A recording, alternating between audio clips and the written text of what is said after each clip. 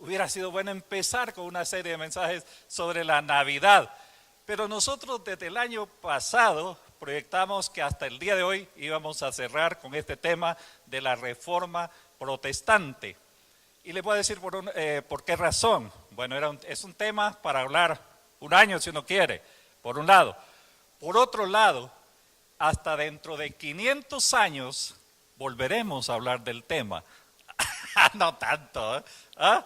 Hasta de 500 años, entonces quiere decir que todos ustedes y este servidor estaremos ahí en la eternidad y allá no habrá necesidad de hablar de tal tema de reforma protestante. Pero le voy a decir algo interesante relacionado con reforma protestante.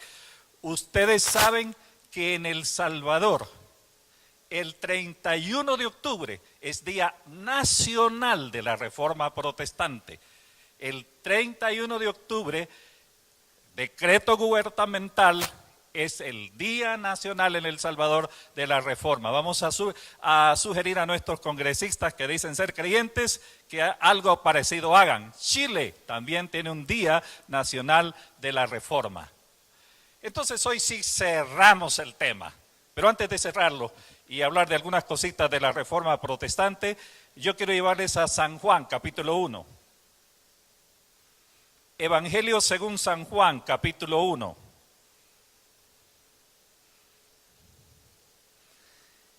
Es que a mí me fascina este pasaje en relación con lo que dice Juan el Bautista. En el comienzo del capítulo 1 del Evangelio según San Juan, está hablando del Señor Jesucristo y de su venida y de la creación que fue. Él participó de la creación de todas las cosas en este mundo, pero luego se detiene el apóstol ahí para hablar de Juan el Bautista. Y note lo que dice Evangelio según San Juan 1:6. Y solo un versículo ahí, yo puedo hacerle comentario de todo el capítulo ahí, pero 1:6 dice: hubo un hombre enviado de Dios, el cual se llamaba Juan. Así de sencillo, ¿ya? Hubo un hombre, dice, hubo un hombre enviado de Dios, el cual se llamaba ¿qué? Juan. Lo que quiero decirle con esto y así, en pocas palabras, es: Juan el Bautista fue un enviado, sí, pero me fascina la frase que utiliza aquí la Escritura. Hubo un hombre, Juan el Bautista, no era nada más ni nada menos que un ¿qué? Un hombre. Un pensador decía algo bien interesante: hay hombres verdaderos y hay hombres ficticios, ¿ya? Yo creo que aquí estamos frente a un hombre verdadero, Juan el Bautista. Pero al fin de cuentas era solo un hombre y nada más que eso. Un hombre que nació, vivió, murió y murió a propósito de una forma trágica. Le cortaron la cabeza. Juan el Bautista murió en esa forma trágica. Un hombre que aprovechó las oportunidades que él tuvo, todo eso que ustedes lo tienen ahí en sus boletines, por eso no les voy a hablar mucho del asunto. Un hombre que aprovechó al máximo las oportunidades que tuvo, un hombre que sirvió como precursor del Mesías, un hombre muy sencillo, pero al fin de cuentas, ¿qué? Un hombre. Fíjense que en este tiempo de la Reforma Protestante se ha hecho tanta bulla, y qué bueno que hemos aún aquí hecho bastante bulla. Pero sí hay algo que yo quisiera en este cierre de la temática del asunto de la Reforma Protestante, que a propósito para nuestros visitantes, nosotros comenzamos hablando de las 5 solas, después hablamos un poquito de la prerreforma, de los prerreformadores, de los reformadores, de los primeros que trajeron el Evangelio a América Latina, hablamos del Evangelio aquí en Guatemala, cómo llegó, y ahora estamos haciendo el cierre de todo esto, solo para ponerles en contexto. Yo quiero decirles que se diga lo que se diga de Martín Lutero, se diga lo que se diga de Juan Calvino, se diga lo que se diga de Arminio, de Zwinglio y de todos los demás, de Diego Thompson que mencionamos acá, de Pensotti, hay que recordar una cosa: eran solo ¿qué? ¿Ah? a hombres y nada más que eso. Aquí no estuvimos para endiosar al gran Martín Lutero, reformador, que esto y que lo otro. Si Lutero era un simple hombre como lo es usted, lo soy yo, y las mujeres, por supuesto, son mujeres ahí. Sencillamente eso, mis queridos hermanos. Pero aún con eso, queremos ahora repasar un poquito del legado que ellos nos dejan, habiendo aclarado que sencillamente eran hombres en alguna forma miserables, pecadores como lo somos nosotros, pero que nos dejan un gran legado. Y ahora sí vamos con la presentación. ¿Qué es el legado que nos dejan? Bueno, ahí ustedes tienen algo interesante en la portada. Dice Primera Tesalonicenses 5:21, examinadlo todo. Ahí solo está examina porque no ocupo la palabra. Examinadlo todo. ¿Retener qué? Lo bueno. Este es un lindo principio en la Escritura. Vale la pena examinar todo en la vida y retener ¿qué? Lo bueno. No es que todo lo que se dice, todo lo que se hace realmente sea divino, por así decirlo. Realmente hay muchas cosas que uno tiene que ponerles un poco ahí las cortapisas, las tijeras, y que realmente tirarlo a la basura algunas de esas cosas. Ahora, pero dicho eso, vamos a ver el legado para que ustedes lo examinen y después hagan sus propias conclusiones. Vamos a la siguiente. ¿Saben cuál es el legado más grande que nos dejan los reformadores? Lo tienen ustedes ahí. Volver a la centralidad de la Biblia, la palabra de Dios. El pueblo de aquel entonces, alemán y toda Europa y todo el mundo, se había alejado mucho de este libro santo, la palabra de Dios. ¿Qué hace él? Martín Lutero y los demás reformadores, y antes que él otros, sencillamente lo que hicieron fue animarnos, nos animan hasta el día de hoy, pero animar a la gente de aquel día a volver a la palabra de Dios.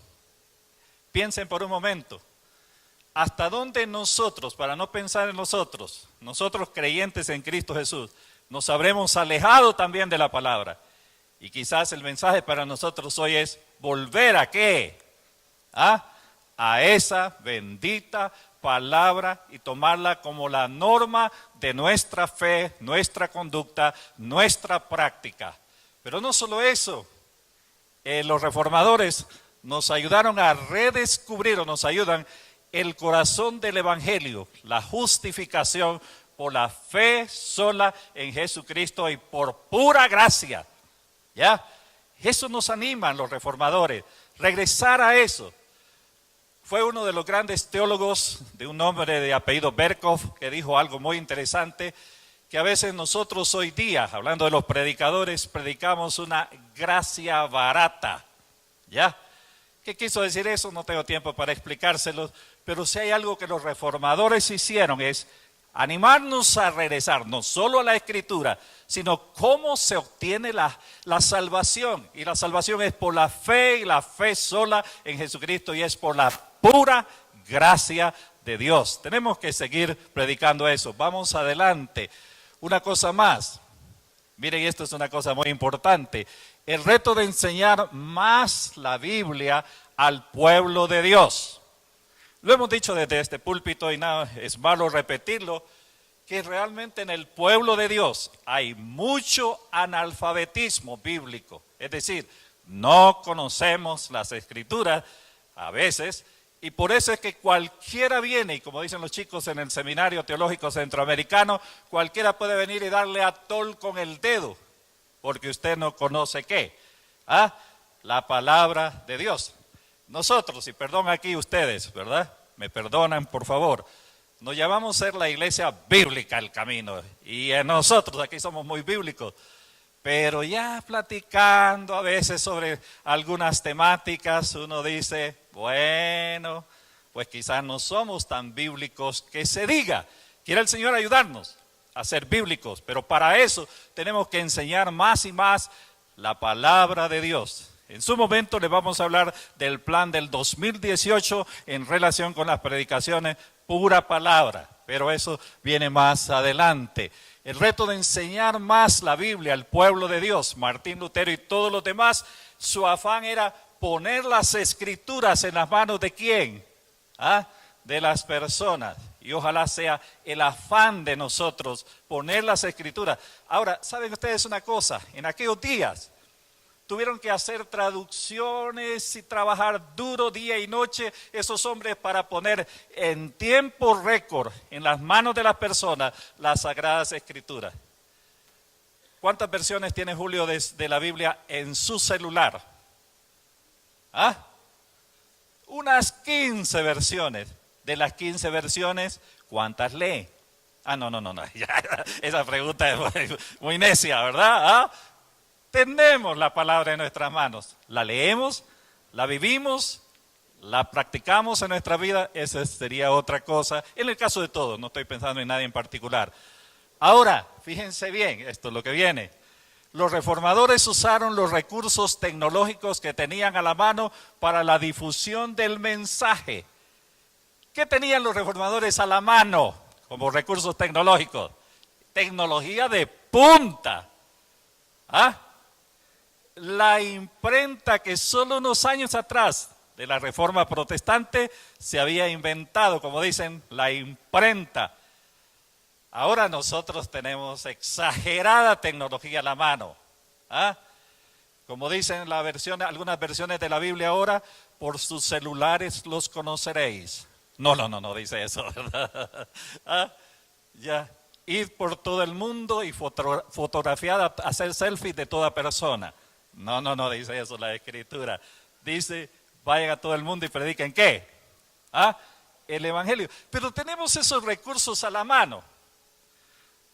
Este servidor está en varios grupos de chat, ahí, por mi trabajo pastoral y todo lo demás. A veces dice uno, ¿lo leo o no lo leo? Porque a veces mandan, no los hermanos de aquí, yo estoy hablando de otro grupo que estoy por allá lejos, mandan unas tonteras, pero tonteras, ¿ya? En Facebook, cuántas cosas bien bonitas le manda un montón de gente, pero otros mandan tonteras. ¿Cómo estamos usando la tecnología? ¿Ah? ¿Cuánto uso estamos haciendo para la difusión de qué? Usted y yo somos responsables del uso que hagamos hoy día de la tecnología que tenemos a la mano. Todo está digital casi ahora. ¿Qué no hay en la red y todo eso? Pero vale la pena hacer. Y ellos lo hicieron en su tiempo, con lo que tenían. Usted tiene ahora muchos más recursos. Ojalá los usemos para la gloria de Dios. Vamos adelante con la siguiente. Otro reto que nos dejan. El interés de alcanzar a otros con el mensaje del Evangelio. Miren, la Reforma se difundió rápidamente en Europa. Pocos años Europa estaba saturada con el mensaje del Evangelio y hubo ese gran avivamiento. ¿Saben? Solo se blindó ¿quién? En ese tiempo, usando términos muy modernos hoy. ¿Quién se blindó de que no llegara la Reforma así tan rápidamente? España. Ahora, España se blinda y España llega más adelante a ser nuestros conquistadores y por eso, ¿saben con cuánto retraso llegó la Reforma Protestante a nosotros? 300 años después nos llega la Reforma Protestante.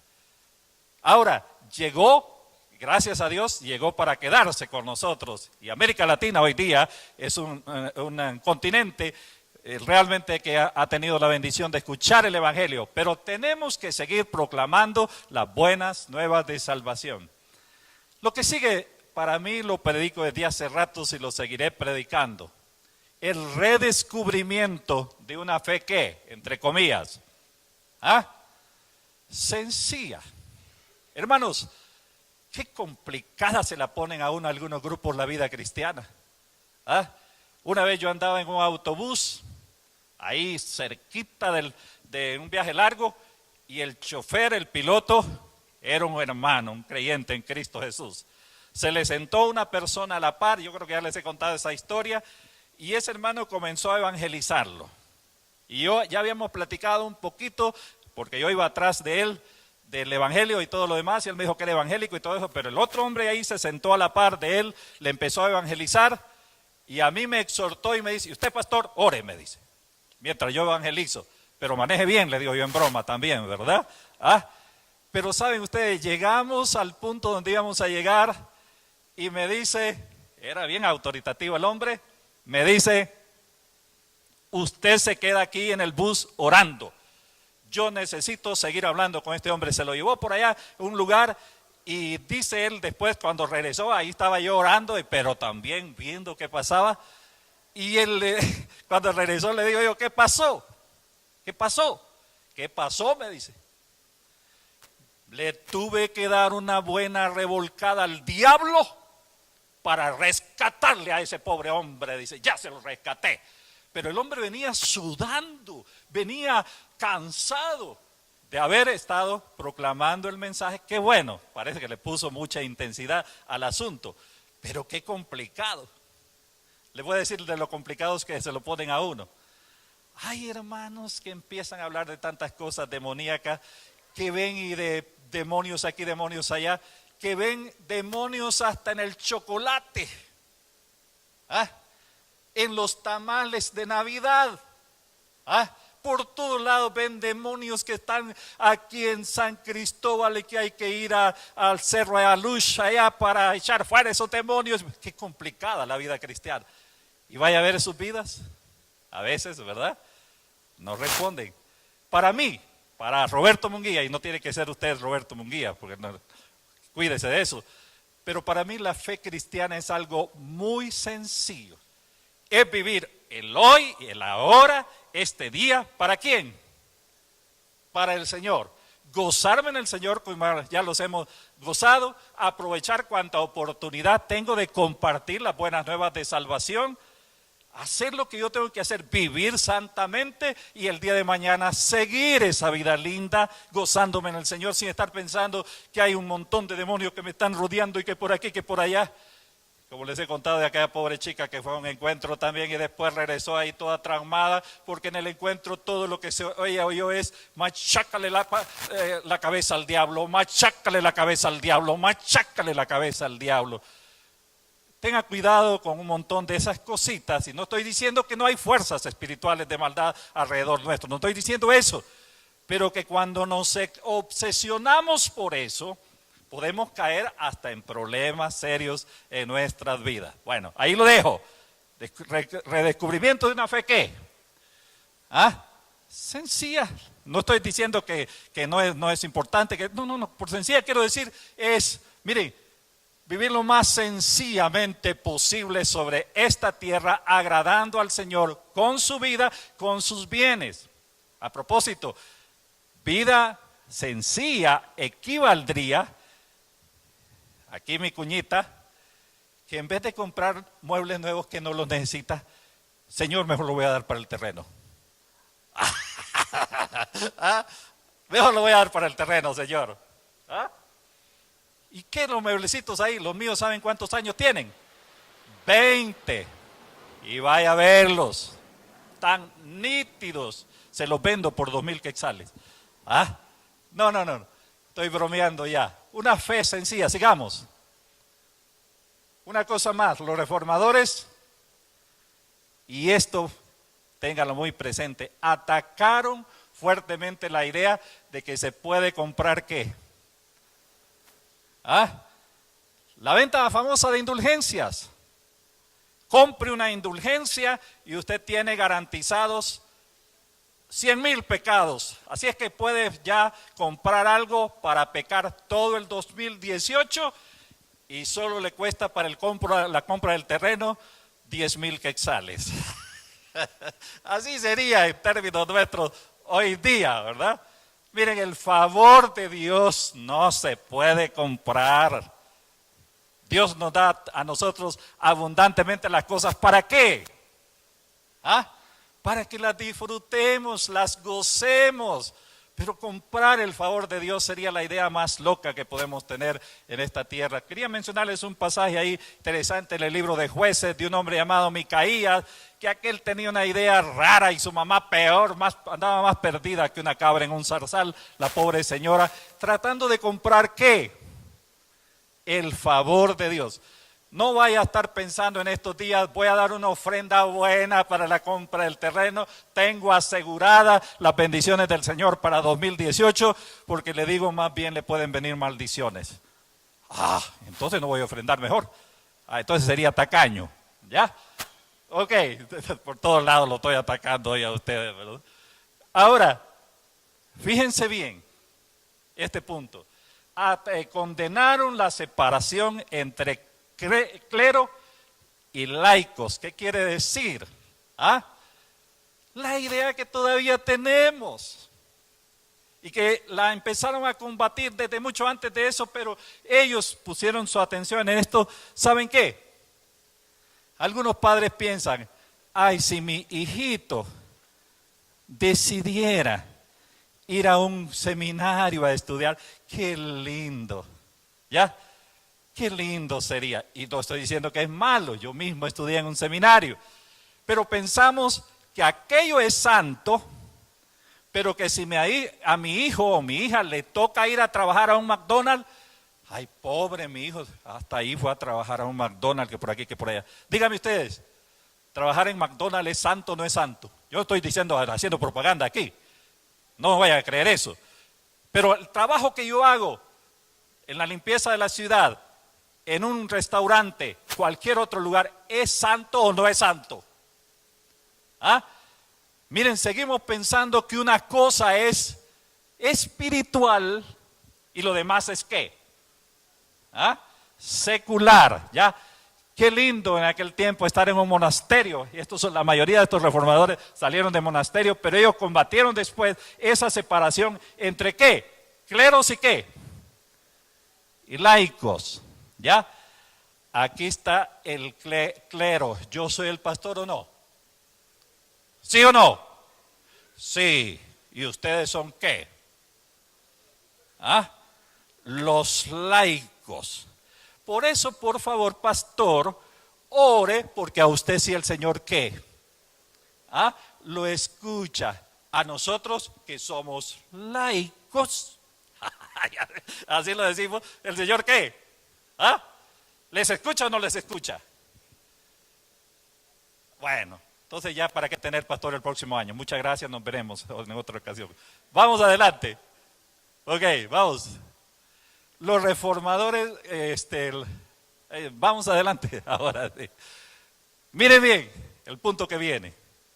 Los reformadores, y no solo ellos se esforzaron en su tiempo, otros ya habían esforzado antes, rescataron la doctrina del sacerdocio universal del creyente, de los creyentes. Pero la otra parte la dejo solo para explicarles ahí de carrera. Rescataron la doctrina bíblica del sacerdocio universal de ¿qué? De los creyentes. Usted y yo, dice Pedro, somos ¿qué? Real ¿qué? Nación ¿qué? ¿Y qué sigue el versículo ahí? Pueblo adquirido por Dios para que anunciéis ¿qué? Las virtudes de aquel que nos llamó de las tinieblas a su luz admirable. Ahora, fíjense bien, ¿podemos entrar libremente desde la Reforma Protestante a propósito? ¿O cuándo? Desde que Cristo murió en la cruz del Calvario, el velo se rompió, la entrada quedó libre a la presencia de Dios. Usted y yo podemos entrar libremente. Pero aquí viene un punto muy importante, parte de ese. Somos sacerdotes ¿qué? ¿Qué quiere decir eso? Eso lo dijeron los reformadores. No es solo el asunto que yo puedo entrar libremente a la presencia de Dios, sino que como sacerdotes podemos ¿qué? Ministrarnos ¿qué? Mutuamente. Y es algo que yo creo que nos hace falta mucho entre nos aquí. Realmente hemos tenido, y yo he conocido aquí mismo en IBEC, hermanos queridos que tienen un ojo, no le voy a decir espiritual, pero muy sensible a las necesidades. Aquí, como dice el famoso dicho, caras vemos, corazones ¿qué? ¿Ah? No sabemos. Hay gente que viene triste aquí, que viene angustiada, que viene con un problema serio.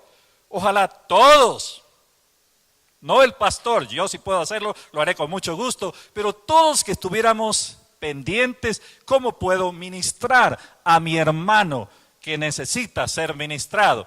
Ahora, si permitimos al Espíritu Santo ser sensibles a eso, casi podemos sentirlo entre nosotros. No estoy hablando de lo que hablan allá afuera, de la vibra que se siente, nada, esas son puras tonteras, ¿ya? Pero que yo puedo ver y entender que hay necesidades a veces en la vida de mis queridos hermanos. Somos sacerdotes unos de otros. Vamos adelante.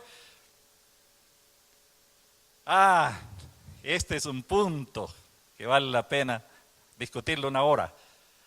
Nos animan a abrir la mente un poco al debate, al pensamiento crítico, debatir ideas sin llegar a ver a los que no están de acuerdo conmigo como qué. ¿Cómo nos cuesta eso? Pero ahí me quedo, sigamos. Los reformadores nos animan a prestar atención a los aspectos éticos en todos los ámbitos de la vida. Ellos escribieron grandes libros, hay cosas relacionadas con la ética en la vida cristiana y realmente si recogiéramos eso, diríamos ahí tenemos un buen manual de ética para nosotros hoy día, aunque ahí está en la Biblia, ellos lo que hicieron fue sacarlo de ahí. Pero vamos adelante. Dios, que es uno de los mensajes de las cosas que podemos aprender, puede usar a hombres y mujeres dispuestos a ser usados por Él, por Dios. Ejemplo, y ahí se lo pongo. Lutero no era tan importante como pensamos. El peligro que ha habido en todo este tiempo es endiosar al santo Lutero, que por aquí, que por allá. Lutero, miren hermanos, cuando uno entra hasta en la vida íntima de Lutero, leyendo este tiempo un poco sobre el asunto, él era depresivo. Pobre mujercita de Lutero, la que se casó con una monja, pobrecita, tuvo que aguantarle un hombre muy enérgico, muy violento, muy obcecado en algunas de sus ideas y todo. Era un simple hombre. Por eso comenzamos con Juan el Bautista, nada más que eso. Un hombre que permitió a Dios ser usado por él para llevar adelante la gran... Calvino igual, Zwinglio, todos los demás reformadores eran simples hombres que simplemente se pusieron a la disposición del Señor. Vamos adelante. Aquí viene un punto muy interesante. Los reformadores nos ayudaron a entender el significado de la cena del Señor. La Biblia está claro cuál es el significado de la cena del Señor, pero en el camino y especialmente en la Edad Media se perdió todo eso y muchos llegaron a pensar que en estos elementos, aquí, esta copa, este pan, al tomarla, se convierte en el cuerpo de Cristo. Zwinglio, que fue el que nos ayuda en eso, y que usted lo practica hasta el día de hoy, dijo, no, Cristo no está presente ahí en esos elementos solo son simbólicos, recordatorios de la muerte y la resurrección del Señor Jesucristo. Mire desde cuándo viene. Y ahorita vamos a participar de los elementos, recuérdese de ese gran reformador de apellido Zwinglio. No le vaya a poner a un hijito que tenga usted Zwinglio porque le va a saber cómo le van a decir en el colegio, ¿verdad? Ok, ahora miren, tengo 5 minutitos para hablarle de la parte negativa de la reforma protestante, porque aquí no podemos quedar, ay, qué lindos los reformadores que por aquí, que por allá. Cometieron sus yerros también. Aspectos negativos, fue una reforma a medias. No separó la iglesia del Estado, creó una iglesia territorial. Todavía la iglesia luterana está entronizada en Alemania y me voy a ir de misionero a Alemania porque allá los pastores los sostiene el gobierno. Así como lo escucha. Entonces no fue una reforma total. Hubieron muchas asteristas ahí, muchas espinas en el camino también. Una cosa más, de lo negativo, ver más al hombre que a Dios, que es una tendencia a ¿qué? ¿De dónde vienen todas las denominaciones? Que luteranos, que presbiterianos, que centroamericanos, que bautistas, viene de esos, prestarle demasiada atención al hombre en vez de seguir ¿qué? Lo que ellos habían dicho, seguir ¿qué? las Escrituras, ¿ya? Y hasta el día de hoy. Vamos adelante, mejor viene más adelante. Esa palabra es nueva para ustedes, es una palabra técnica. El clericalismo, que está hablando de eso, el clero que hablábamos antes, no ha desaparecido, más bien se ha incrementado en nuestros días, ¿ya? Hoy día se habla de profetas, hoy estaba leyendo un anuncio de un profeta que va a predicar no sé dónde, ahora se habla de apóstoles, se habla de superapóstoles y algunos de ellos ya van para querubines. Hay semejante bajeza en la vida. Hasta ahí se puede llegar, sencillamente por seguir a quién, todavía sosteniendo en qué, un clero evangélico, ¿ya? Que lo que hace a veces es destruir la obra de Dios. Algunos de los reformadores se inclinaron más hacia la nobleza y los poderosos, y esta sigue siendo una crítica especialmente para pastores que visitan ¿a quién? ¿Ah? A los que tienen ¿qué? ¿Ah? Plata. Y el pobre hermanito que no tiene, que Dios lo bendiga, hermano. Amén. Gloria a Dios. ¿Ah? Mire, fue un aspecto negativo. Uno más. No se propició la unidad. Lejos de eso se atacaron unos a otros. ¿Saben qué decían los anabautistas? Que no les voy a explicar quiénes eran los anabautistas porque ya no tengo tiempo. ¿Qué es reforma protestante? Nosotros no vamos a celebrar si en el siglo XVI nos persiguieron. ¿Ah? ¿Saben que también Martín Lutero en cierto sentido hizo uso de la Inquisición? ¿Ah? Para frenar a algunos que estaban en contra de él. Así como lo escucha, pero mejor leerlo. Se cayó en un nuevo constantinismo, otra palabra técnica. ¿Saben qué es eso? ¿Ah? Volver a unir el Estado y ¿qué? ¿Ah? Y la iglesia. Y la iglesia protestante de Guatemala no anda tan lejos de eso, de un constantinismo, estar simplemente del lado de los poderosos del gobierno. Aquí no estoy diciendo que debemos de estar en contra tampoco, pero sencillamente debe haber una separación. ¿Iglesia qué? ¿Ah? Estado. Y por último, ahí la iglesia de la Reforma exportó sus conflictos a los territorios alcanzados. Ay, gracias a Dios porque el evangelio llegó a nosotros. Pero llegó un evangelio que a veces nos da un poco de problemas, ¿ya? Si les contara esos problemas, porque he investigado un poquito la historia, se quedarían asustados, pero mejor dejémoslo ahí.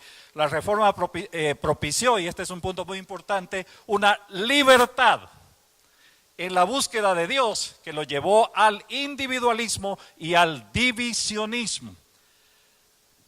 Por esto nacen en Estados Unidos especialmente los mormones, los testigos de Jehová, los adventistas y todo eso, por esa libertad que hay de ir a las Escrituras y pensar que yo tengo toda la autoridad de ver lo que dice aquel y hacer mi doctrina y hacer mi grupo y esto y que lo otro. Eso es triste realmente y que es parte de ese aspecto negativo de la reforma. ¿Hay algo más, hermanos? Aquí ya viene el final. ¿Qué legado le gustaría a usted dejar a las futuras generaciones? El siguiente capítulo de la historia de la iglesia de la posreforma, de la iglesia de hoy, lo está escribiendo usted y este servidor.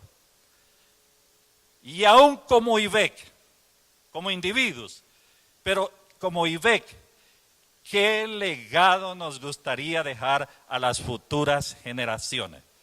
Piénselo. Mire, si en algo podemos aprovechar nuestro tiempo, meditar, bueno, ¿qué legado le voy a dejar a mis hijos? Estoy hablando de legado, no casas, esto y que lo otro. Si le puede dejar, bienvenidos serán, dicen sus hijos, ¿verdad? Esos bienes que le puede dejar. Pero legado, el legado de un hombre que ama la palabra, de un hombre que sigue al Señor, de un hombre o una mujer que está dispuesto a dar su vida por el Señor. ¿Cuál es el legado que estamos dejando a los nuestros hoy día? Estoy hablando de los nuestros, a los que me rodean. Deje de estar pensando qué legado le voy a dejar a Guatemala. Si Dios puede usarles a ustedes y puede ser usted una persona que Dios va a usar para dejar un gran legado a Guatemala, ya, gloria a Dios, porque Dios puede usar, no importa la persona más humilde, más sencilla, ¿Saben ustedes quién fue el primer mártir en la iglesia de Guatemala? Estoy hablando de la llegada del evangelio aquí a Guatemala ya por 1800 y algo, no después, no antes, fue mucho atrás de Justo Rufino Barrios. Ya había presencia del evangelio y hubo mártires y dejaron un gran legado para nosotros hoy día. Esos que se sacrificaron, ¿qué legado queremos dejar nosotros a las futuras generaciones? Eso queda con usted y puede ser un buen tema de reflexión para su vida. Sería lindo si comparten sus ideas. A mí me gustaría dejarle este legado a mis hijos. Yo estoy preocupado ahora, sé que se me acerca el final de mis días. Yo sé que ya estoy casi entrando a las horas extras. Los años de nuestra edad son 70 y en los más robustos son 80. Entonces estoy pasando ya casi la línea de los 70 y ya, entonces ya, ¿qué legado voy a dejar? ¿Ya? No me preocupan tanto casas o esto, lo otro, pero sí qué legado estoy dejando a mis hijos ahora. ¿Qué legado le estoy dejando a la iglesia del Señor ahora? ¿Qué legado estoy dejando para las futuras generaciones que por algo bueno nos recuerden en la vida? Vamos a orar.